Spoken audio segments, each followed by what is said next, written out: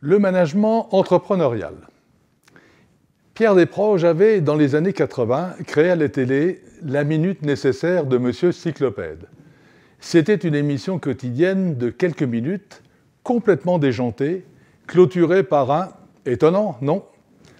En revoyant récemment quelques épisodes qui m'avaient particulièrement amusé, j'ai décidé d'intituler ma nouvelle série de vidéos « La minute nécessaire du management entrepreneurial ». Pourquoi ? Parce que le management entrepreneurial est étonnant. Étonnant d'efficacité, étonnant de résultats obtenus, étonnant de bien vivre ensemble dans l'entreprise. C'est mon Graal depuis toujours. J'ai même conçu et écrit, il y a quelques années, une méthode de management entrepreneurial, Performap, afin de figer un credo que j'ai toujours appliqué. Comme jeune entrepreneur d'abord, comme patron de PME ensuite, et comme PDG de groupe international enfin. Elle s'applique aussi bien en start-up qu'aux grandes sociétés, à la condition qu'elle soit décentralisée et permette l'épanouissement de managers qui se comportent alors comme s'ils étaient les propriétaires de leur activité. On les désigne d'ailleurs aujourd'hui sous le qualificatif d'intrapreneurs. La clé du management entrepreneurial, c'est le management de soi, comme unique fondement du management des autres. Car pour bien conduire, il faut d'abord bien se conduire. Attitude et comportement en sont donc les clés.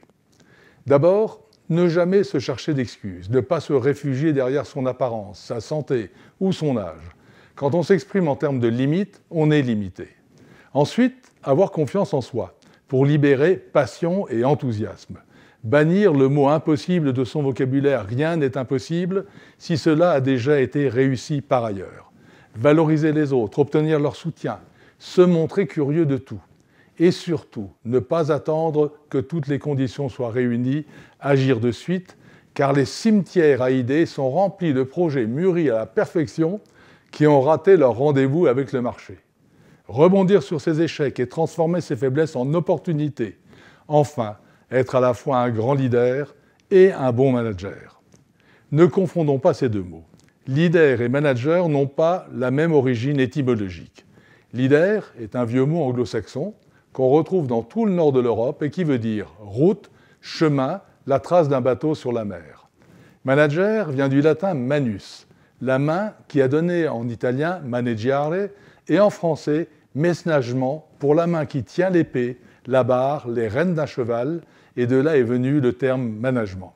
Le management, c'est la concentration sur la dernière ligne, le résultat, l'efficacité dans l'ascension de l'échelle du succès.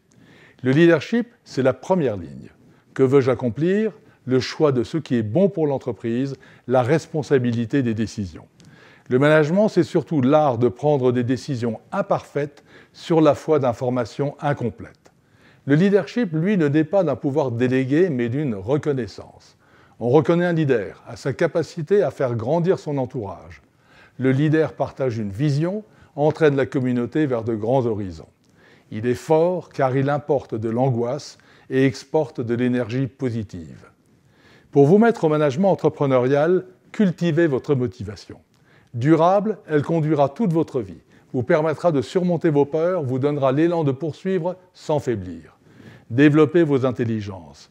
L'intelligence, ce n'est ni le niveau d'études, ni la culture générale, ni la faculté de faire des raisonnements complexes. Non, il y aurait en réalité 7 intelligences d'après le psychologue Howard Gardner.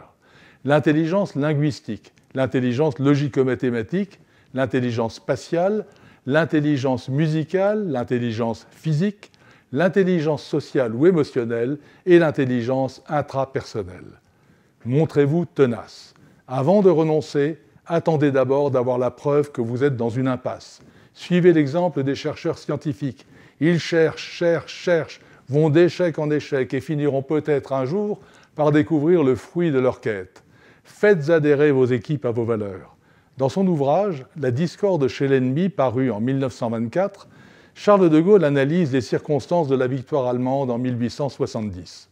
Il décrit le mode de commandement du comte von Moltke, alors général en chef des armées allemandes, et émet l'opinion que la supériorité de ces armées était due à leur très forte décentralisation dans le cadre d'un puissant corps de doctrine.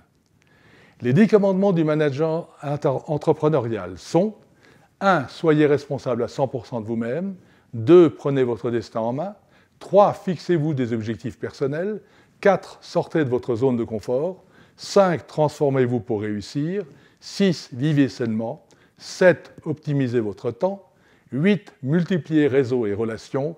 9. Dotez-vous de vraies valeurs. 10. Construisez méthodiquement votre leadership. Étonnant, non ?